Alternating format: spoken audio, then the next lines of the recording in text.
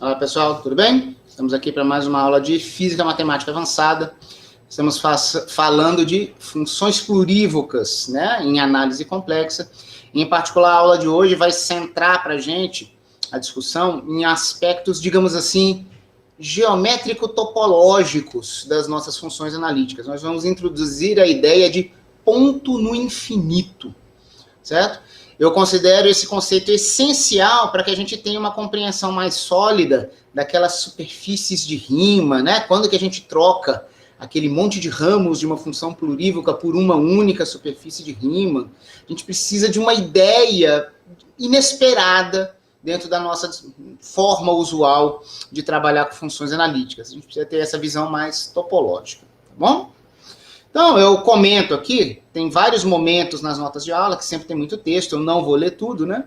Mas eu gostei dessa minha primeira frase, assim, né? Iniciamos uma jornada sem retorno com o estudo das superfícies de Riemann, né? Se vocês acharam bonito, e espero que vocês tenham achado bonito, a ideia de uma superfície de Riemann como um domínio estendido, não é mais o plano complexo, onde a gente coloca uma função que aí naquele domínio maluco ela vai ser bem comportada, a gente abriu as portas do paraíso de nós imaginarmos domínios com, digamos assim, formas exóticas, tá bom?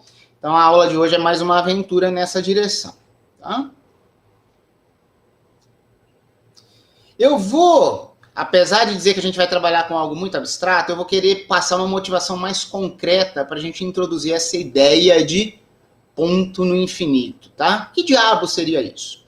Pessoal, né, vocês já estudaram em cursos anteriores o método de Frobenius para buscarmos soluções para certas equações diferenciais típicas da física matemática. O que acontece? Nós temos vários problemas clássicos, né, de equilíbrio, né, expressos por equações de Laplace em diferentes geometrias, né? Temos problemas dinâmicos de propagação de onda, também nós só sabemos resolver isso em certas geometrias. Agora, o nosso método de trabalho básico para EDPs em física, embora longe de ser universal, tá? Mas a gente aplica separação de variáveis e nós chegamos em EDOs, equações diferenciais ordinárias nessas variáveis separadas. E essas EDOs nem sempre têm coeficientes constantes. Então, a gente precisa buscar métodos, né, para acharmos essas soluções. E aí, a gente generaliza a ideia de séries de potências, né? Potências, base elevada a um expoente inteiro positivo, né, ou não negativo. A gente precisa de algo mais geral do que isso. Então, quando a gente trabalha com o método de Frobenius, normalmente a gente propõe um ansatz para solução das nossas EDOs, que normalmente tem uma cara assim, né? Olha só, quando a gente estuda em cursos básicos de cálculo, por exemplo, cálculo 4, onde a gente estuda séries de potências, a gente até vê a noção de buscarmos soluções de EDOs se nós tivéssemos uma série de Taylor, que começaria em n igual a 0, indo ao infinito, de certos coeficientes e potências centradas num certo ponto de interesse. Mas quando a gente estuda, né, além do cálculo 4, a gente começa a estudar física matemática e a gente vê essas equações ordinárias típicas da física matemática, a gente precisa expandir nossos horizontes. Em geral, a gente tem que permitir a possibilidade de termos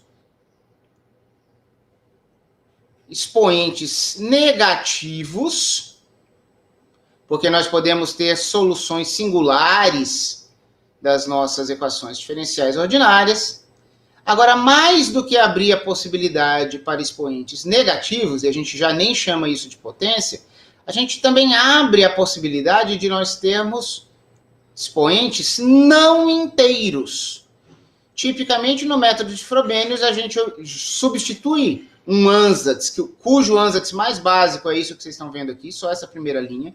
Eu estou ocultando a segunda linha de propósito, tá? E aí a gente acha uma equação para esse alfa, e esse alfa pode ser fracionário. E notem que se a gente trouxesse esse termo aqui para dentro do somatório, a gente veria que como um todo nós teríamos um expoente n inteiro mais um alfa não necessariamente inteiro. Muitas vezes essa expansão não vai para o menos infinito. Muitas vezes a gente pega apenas alguns índices negativos, mas nada impede que a gente possa ter que usar uma infinidade de coeficientes de índice negativo. Tá bom? Muito bem. Então, notem que isso aqui já tem uma cara que lembra séries de Loran em variáveis complexas. Tanto que eu estou escrevendo a minha solução como se fosse uma f de z e não uma f de x. A gente sempre pode interpretar equações diferenciais numa variável real como sendo restrições de equações diferenciais em funções analíticas, tá bom?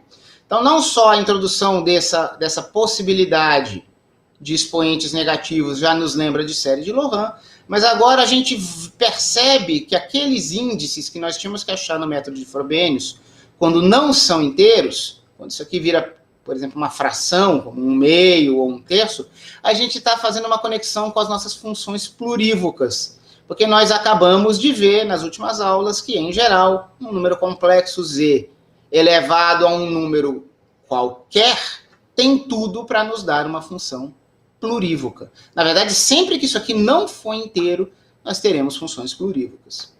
Tá bom?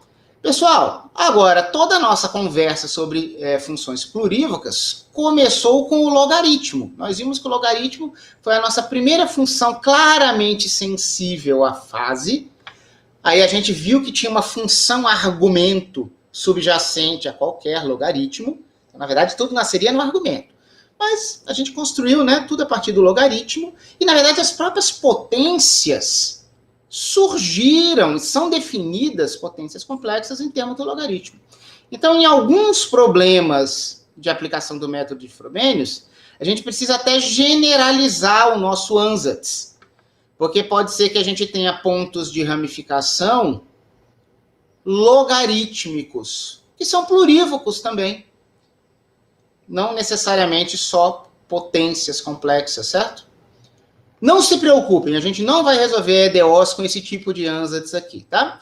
Eu só estou querendo mostrar que se vocês conheciam o método de Frobenius e vocês realmente tinham que achar esse alfa aqui, não, e que muitas vezes não era inteiro, vocês percebem a conexão e a relevância dessas funções plurívocas que nós estamos conhecendo nessas últimas aulas, tá bom?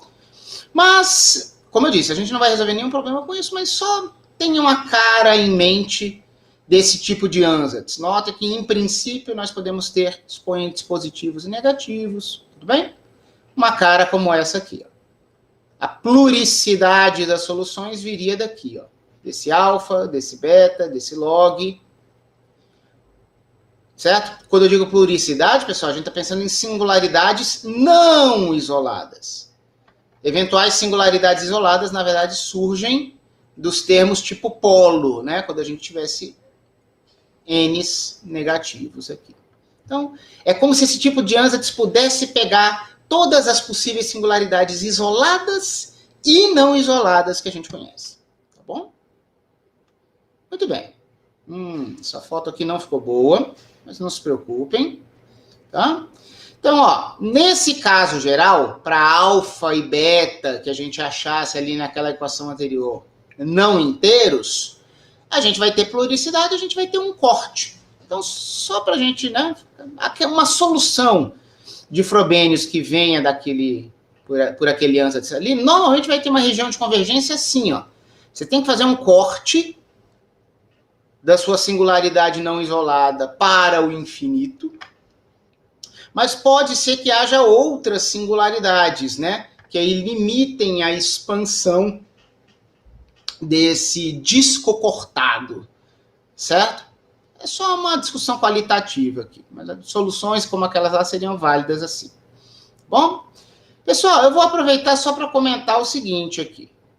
A gente não vai se preocupar muito aqui nesse curso, mas a gente poderia fazer uma classificação dos tipos de possíveis pontos de ramificação. Singularidade não isolada, tem corte. Aquela singularidade é um ponto de ramificação. Mas nem todos são equivalentes, tá bom? Ó, a gente pode falar em um ponto de ramificação logarítmico. Tipicamente, a gente vai dizer que tem um ponto de ramificação logarítmico se nós temos infinitos ramos possíveis, tá bom? Então, isso vai surgir de um termo como esse aqui, ou como esses caras, se a parte real do alfa e beta não for racional, certo? Aí a gente vai ter infinitos ramos.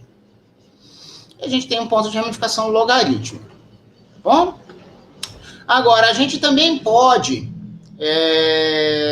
distinguir pontos de ramificação algébricos de pontos de ramificação transcendentais. Eu devia ter sublinhado aqui em verde, eu esqueci, tá? Ó, ponto de ramificação transcendental. Pessoal, sabe qual é a diferença? Nós temos singularidades de, digamos assim, de selvagerias bem diferentes se a gente realmente vai para o menos infinito ou não, né? Lembre-se que séries de Loran para polos nunca vão até o menos infinito. Sempre vai ter algum expoente negativo, digamos assim, de maior módulo, né? Eu vou ao negativo até um certo ponto e eu paro. Mas vocês devem se lembrar que quando a gente não para, a gente tem o que a gente chama de singularidade essencial. Então, a gente pode ter um ponto de ramificação puramente logarítmico, originário de um termo como esse.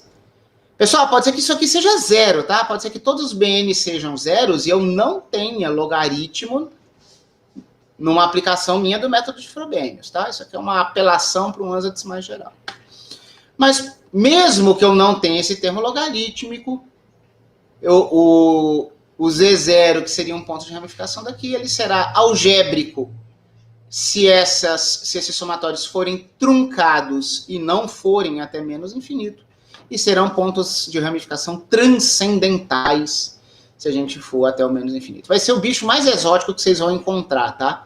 Seria uma unidade não isolada transcendental. Não sei nem falar muito, não tenho nem na cabeça muito bem como é a fenomenologia desse animal, tá? Mas, tudo bem, não é o nosso foco. Eu só quis chamar um pouco mais a atenção para vocês, para aquele ansatz.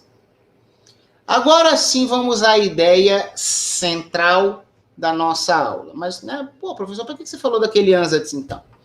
Pessoal, pode ser em muitos contextos em física, nós queremos analisar comportamentos assintóticos de funções, de soluções das nossas equações. Então é natural a pergunta, embora ainda informal, o que pode ocorrer longe de um ponto Z0 que poderia ser uma singularidade? Tá bom? A gente diz que a gente está interessado no comportamento assintótico da nossa função, longe da singularidade. Ainda informalmente, a gente poderia dizer que a gente está tentando, nesse contexto, entender qual é o comportamento das nossas soluções no infinito. Tá bom? Então vamos fazer o seguinte, só para vocês perceberem que tem algo a mais com essa ideia de no infinito aí, ó. Imagina que a gente faz o seguinte, naquela expansão geral lá de Frobenius, imagina que o Z0 é igual a zero, só para a expressão ficar mais simples, e imagina que a gente troca, a gente cria uma nova função trocando Z por 1 sobre Z. Troca Z por 1 sobre Z. Pessoal, notem o que acontece, né? Se a gente tivesse muito próximo da origem, claro que isso é uma divisão de complexos, eu posso ter uma fase ainda, mas o número 1 dividido por um número muito próximo da origem, de baixo módulo, vai gerar um número complexo de alto módulo. Então, ao invés de, por exemplo, a gente jogar a nossa singularidade na origem e tentar ver o que acontece perto da origem, a gente pode usar a mesma função, trocar o que é perto e longe por essa prescrição Z1 sobre Z, e agora, o que era longe na função original passou a ser a origem da nova função, depois que você trocou Z por 1 sobre Z. Então agora a gente pode analisar o que acontece na origem dessa nova função após essa troca. Tá bom? Olha só, eu vou voltar pela última vez para aquele ansatz de Frobenius. Então imaginem o Z0 igual a zero lá e que eu troquei Z por 1 sobre Z. Será que mudou muito a cara daquela série? Ó, Z elevado a alfa, lembra que eu anulei isso? Z elevado a N. Só que esse Z elevado a N, em princípio, eu poderia ter N's positivos e negativos. Trocar o Z por 1 sobre Z é meio que trocar o N por menos N. Só que eu já considerava simetricamente a possibilidade de eu ter N's positivos e negativos. 1 sobre Z que ficasse aqui elevado a alfa, tá bom. O que eu chamei de alfa antes, eu chamaria de menos alfa agora. Pessoal, o mesmo vai ocorrer aqui.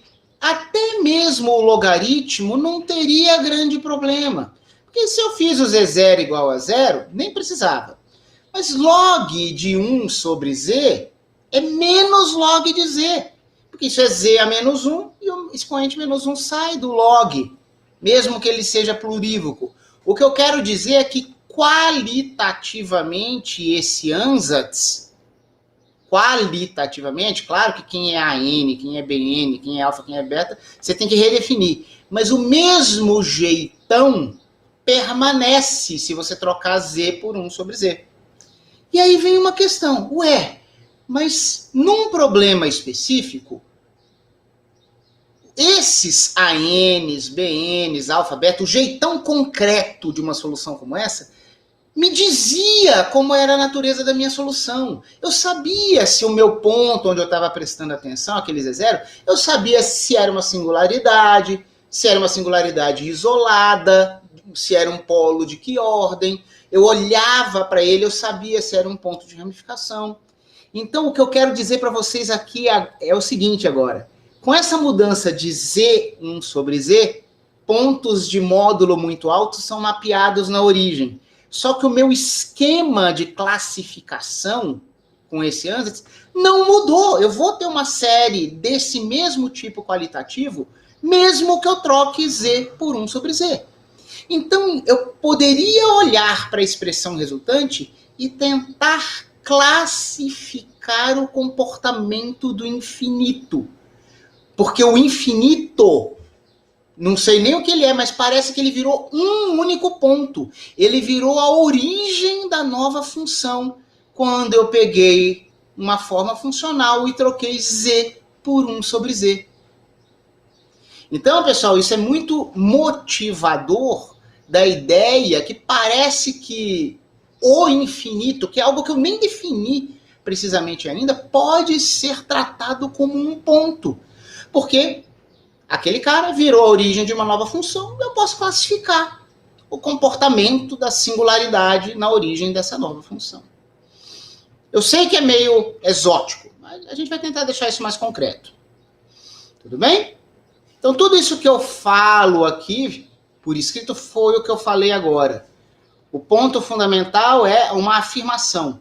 Faz sentido falarmos em uma singularidade no infinito.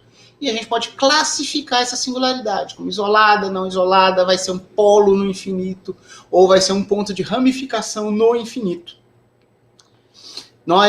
Eu destaco aqui, sublinhado, dizemos que uma função f tem uma singularidade de algum tipo, isolado ou não sei, tem que olhar para a forma resultante. No infinito, eu digo que f tem uma singularidade de algum tipo no infinito, se a função f de 1 sobre z, em que eu troquei z por 1 sobre z, tiver aquela singularidade daquele tipo que eu mencionei na origem. E a gente sabe olhar singularidades na origem. Certo? Exemplos. Por exemplo, f de z igual a z à quinta. Um polinômiozinho trivial aqui, ficou só um termo, z à quinta. Tá? Essa é uma função muito bem comportada. É o tipo de função que a gente, inclusive, chama de função inteira. Porque no plano complexo não tem nenhuma singularidade. Qualquer z você pode jogar aqui, tá de boa. Z à quinta. O protótipo é um protótipo de função inteira, analítica em todo o plano complexo.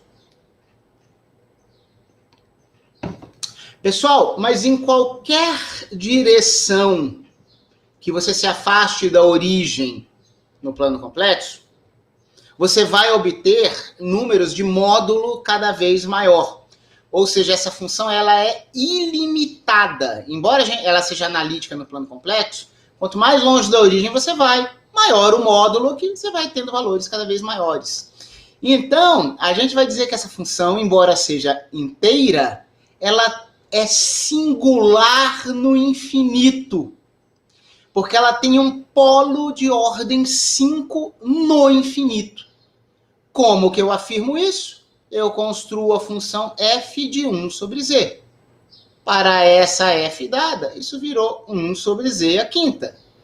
Esta função tem um polo, singularidade isolada, tem um polo de ordem 5 na origem. Então, a função original tem um polo de ordem 5 no infinito. A exponencial complexa. A exponencial complexa, pessoal, é outra função inteira. Você pode tomar exponencial de que você quiser, que tudo faz sentido. O que acontece quando você se afasta indefinidamente da origem com a função exponencial? Será que você sempre vai tendo módulos cada vez maiores, como ocorria no z a quinta? Não. A função exponencial tem aquelas faixas de periodicidade, então é um negócio muito mais exótico que ocorre quando você se afasta da origem no domínio da exponencial. Pessoal, qualquer caminho que você pegue para você ir para o infinito, você vai encontrando números complexos variados, alguns de módulo alto, mas alguns de módulo baixo. Certo? Isso é o que acontece com singularidades essenciais. Então, a exponencial complexa, embora seja uma função mais do que analítica, ela é inteira. Essa função não tem singularidades no plano complexo. Mas a gente está falando de algo exótico. Notem que f de 1 sobre z é exponencial de 1 sobre z, e esse é o protótipo de singularidades essenciais. Essa função aqui, à medida que você se aproxima da origem agora, que corresponderia ao infinito para a função original, é possível provar que você chegue em qualquer número complexo que você queira, não apenas aqueles de módulo muito alto, em contraste com o exemplo anterior. Então, nós dizemos que a exponencial exibe uma singularidade essencial no infinito. Pois essa função aqui tem uma singularidade essencial na origem. É isso que eu defino. Um tipo, se eu tenho ou não uma singularidade no infinito. E qual é o tipo dela? Eu vejo f de 1 sobre z e vejo a origem. É uma definição. Tá bom? Você vai... Para que isso presta? Espera. Vamos lá. Finalmente, um terceiro exemplo. A raiz cúbica apresenta um ponto de ramificação no infinito. Como é que é, professor? Não, mas eu entendo o ponto de ramificação dessa função na origem, professor. Ó, f de z igual a z a 1 terço. Tá, raiz cúbica. Eu entendi já que isso aqui é uma função plurívoca de 3 ramos. Então, a origem é um ponto de ramificação. Vai ter que emanar um corte dali. E eu vou ter 3 possíveis ramos, porque você ensinou isso na aula passada, né? Falou até dos 3 setores, né? Das possíveis inversas. Cada ramo é uma inversa de um setor angular, né? De ângulo 120 graus. Eu entendi isso. Então, eu entendo que a origem é um ponto de ramificação da f. É verdade. Só que eu estou afirmando para vocês que o infinito também é um ponto de ramificação da f. Pois, se eu construo a nova função f de 1 sobre z, fazer f de 1 sobre z aqui é sair de z a 1 terço para z a menos 1 terço. E essa também é uma função plurívoca de 3 folhas, de 3 ramos. Vai ter 3 folhas na superfície de rima. Então, essa origem aqui, dessa outra função, por mais aparentada que ela seja com a original, mas é uma outra função, mas a origem é um ponto de ramificação dessa função. Se a origem é um ponto de ramificação dessa nova função, isso quer dizer que o infinito é um ponto de ramificação da função original. Tá bom? Agora eu quero que vocês se lembrem de uma coisa. Ah, professor, então peraí. Você deu um exemplo com z à quinta, você deu um exemplo com exponencial. Nem singularidade elas tinham, mas no infinito elas têm singularidade. Beleza. Agora você deu um exemplo de um ponto de ramificação. E viu que no infinito tem um outro ponto de ramificação. Caramba, então se eu for inventar essa história de ponto no infinito, então eu tenho 2 pontos de ramificação para essa função aqui? Se você considera algo que ainda não está completamente claro, que eu chamo de ponto no infinito, como um possível ponto a ser considerado, então a gente, nesse sentido, diríamos que essa função teria 2 pontos de ramificação. Agora lembrem, quando a gente tinha aquela história de corte, a gente não tinha que propagar um corte em alguma direção do zero ao infinito?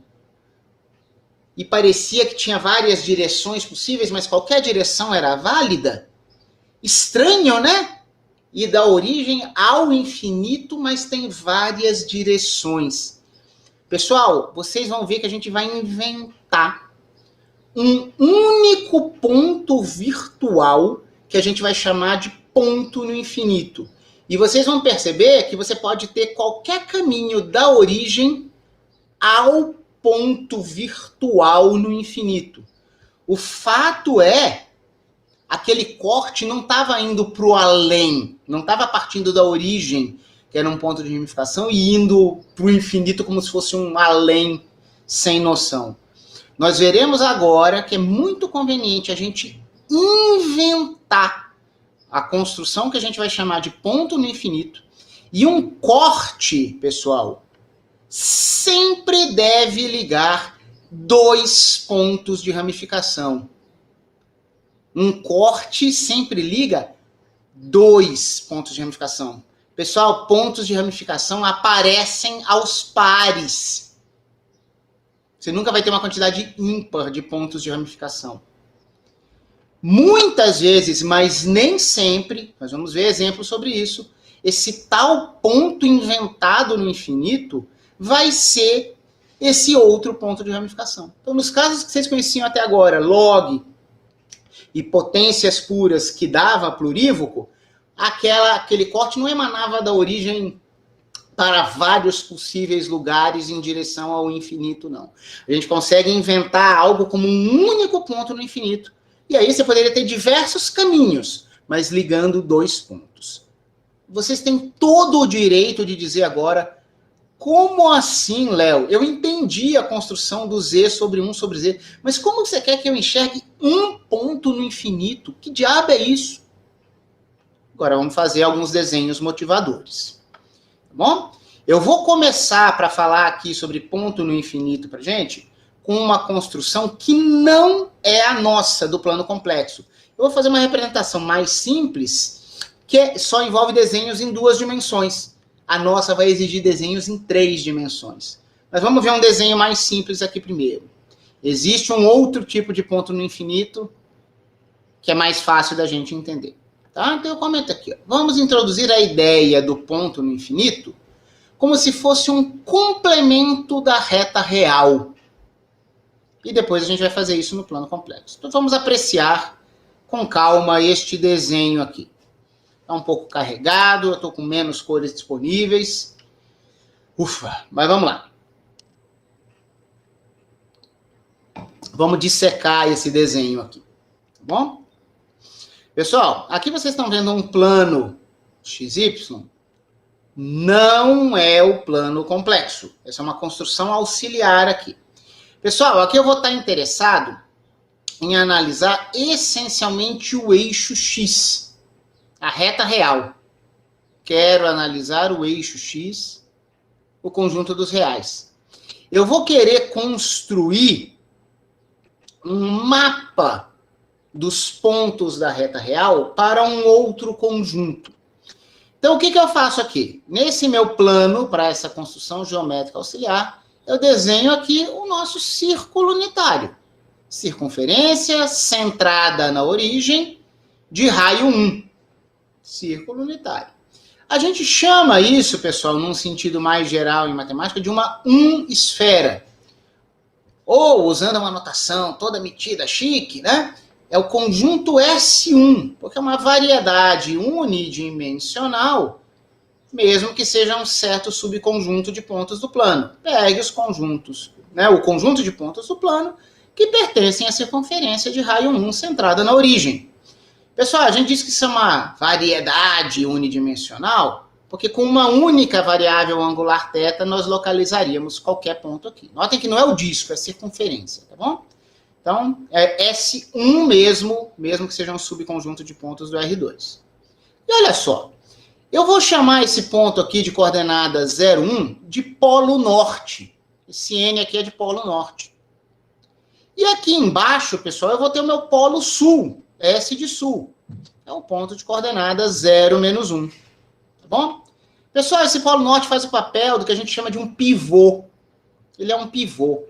Faz o seguinte, pegue o seu polo norte, sempre fixo. Você vai traçar aqui retas, ou segmentos de reta, tá bom? E todos esses seus segmentos de reta terão o polo norte neles contidos, nesses segmentos de reta, tá bom? Então, ó, trace aqui a reta que vai do polo norte até um certo ponto da reta real. Pessoal, essa reta sempre vai tocar um único ponto do círculo unitário da uma esfera. Vocês estão vendo aqui esse ponto A, aqui marcado.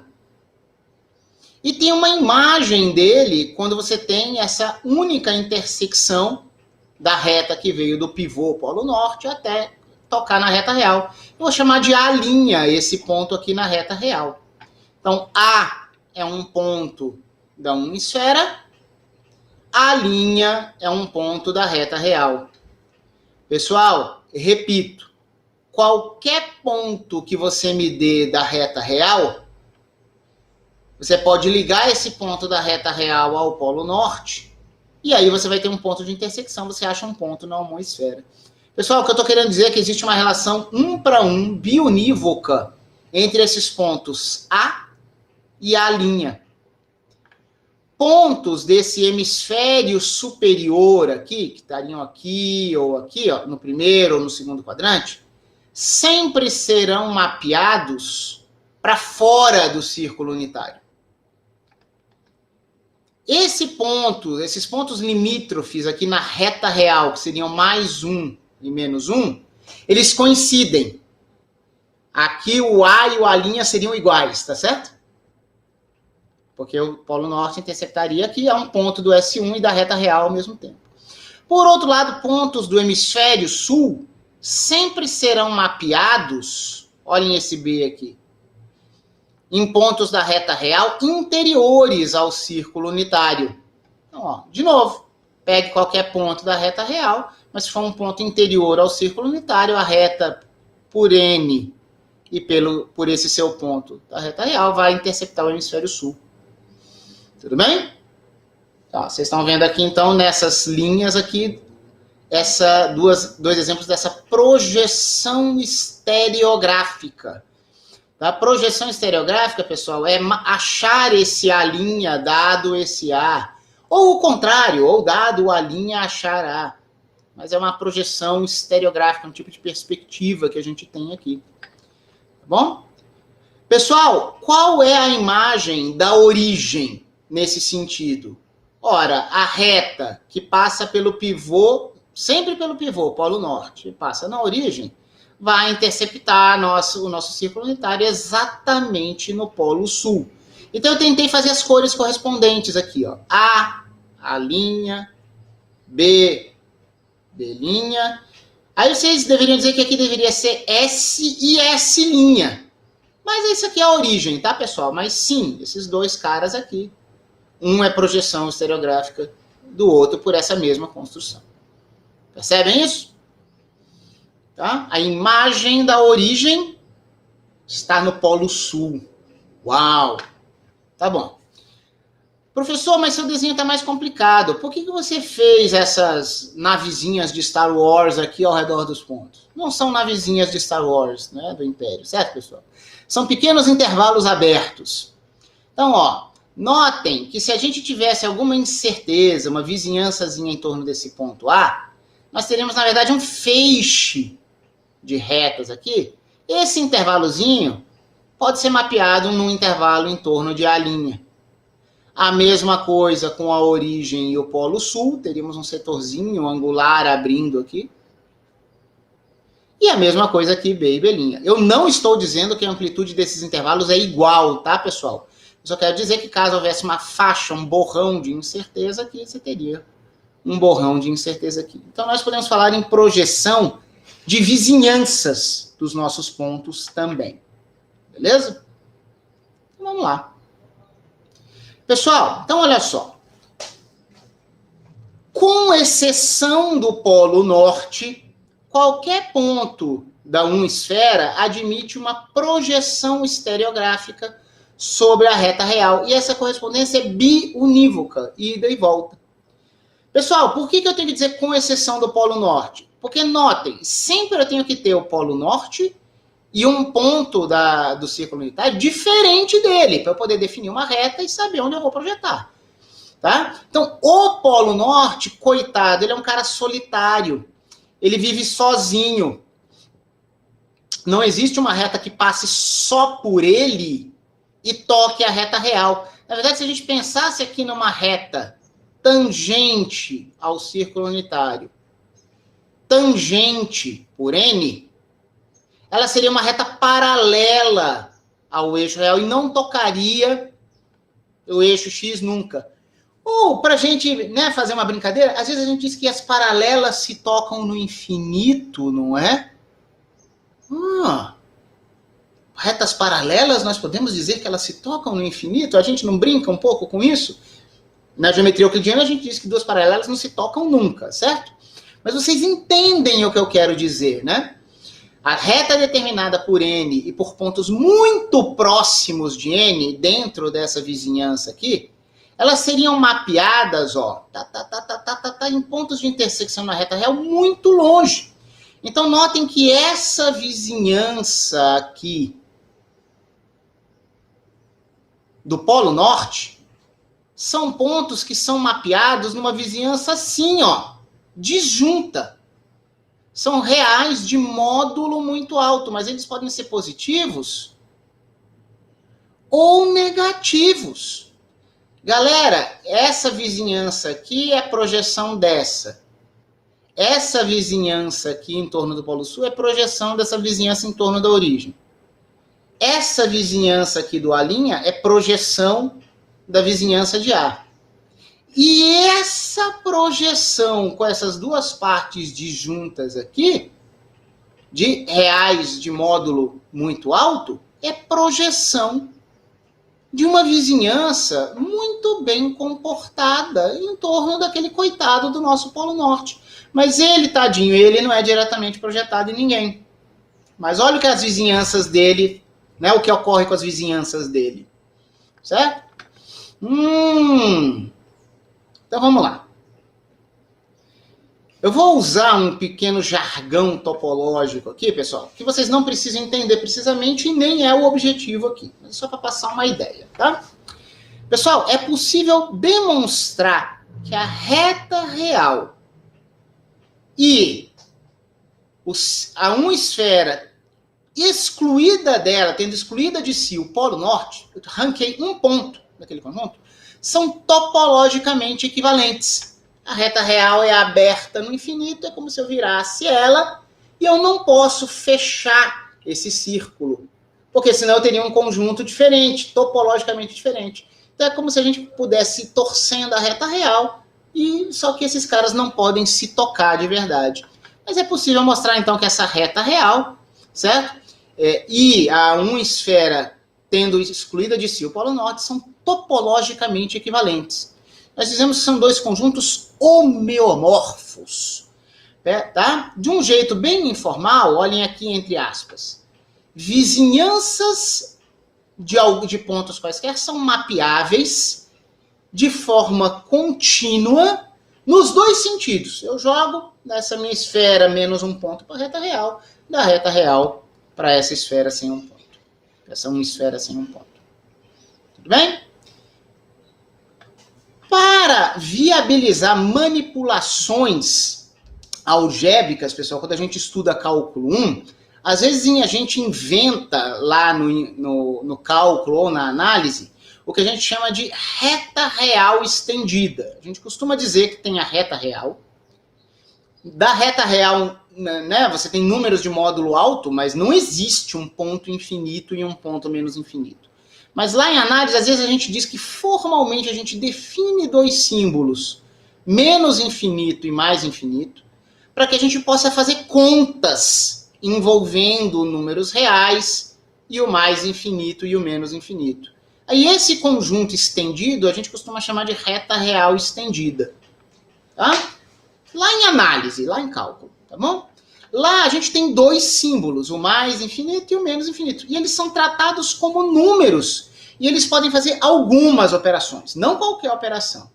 Ainda temos indeterminações. Não dá para dividir mais infinito por mais infinito. Mas algumas operações como somar algum real com esse símbolo especial mais infinito, a gente define naturalmente como sendo mais infinito. Ou pegar qualquer número real e dividir por mais infinito, a gente define isso como sendo zero.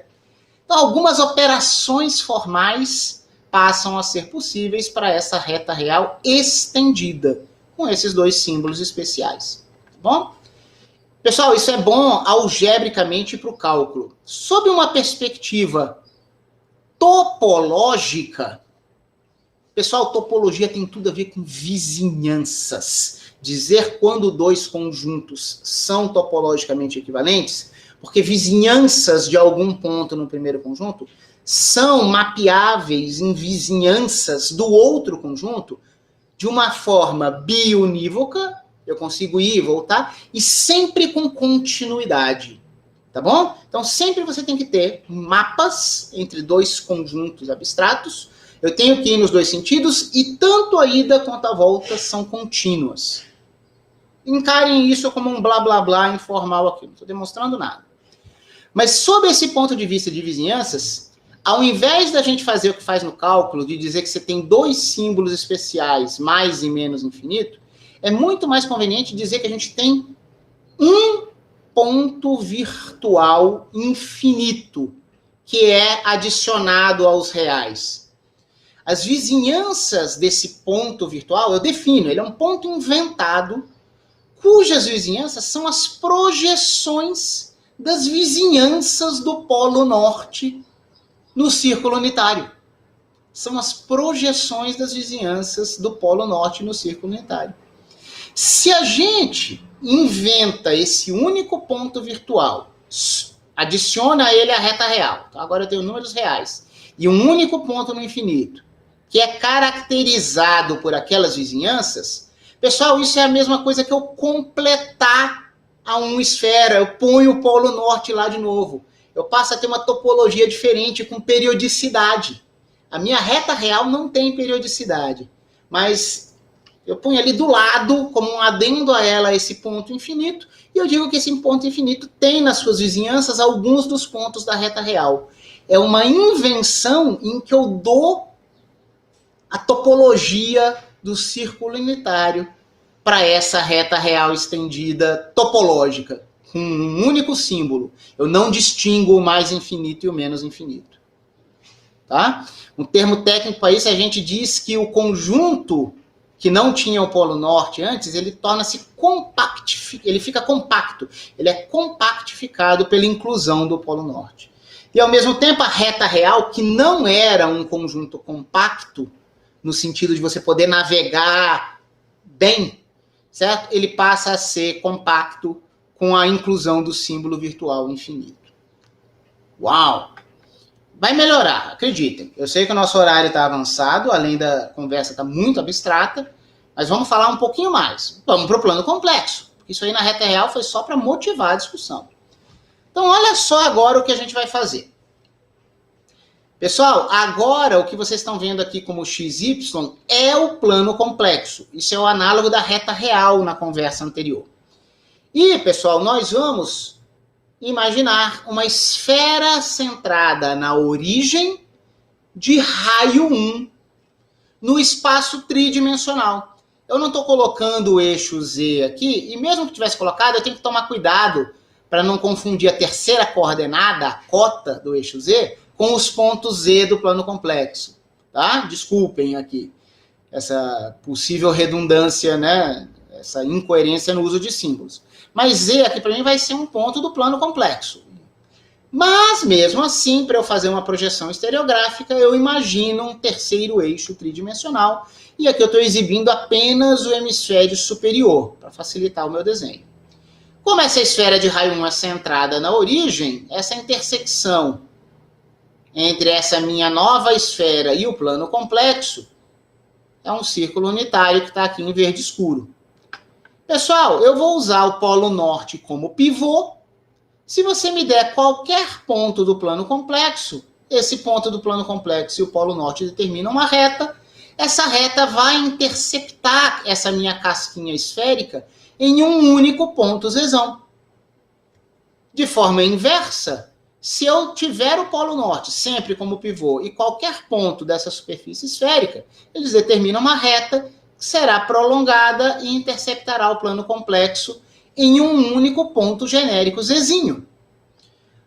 Pontos do plano complexo exteriores ao círculo unitário são mapeados no hemisfério superior, mas pontos interiores vão cortar essa nossa esferinha, essa nossa casquinha esférica, no hemisfério sul.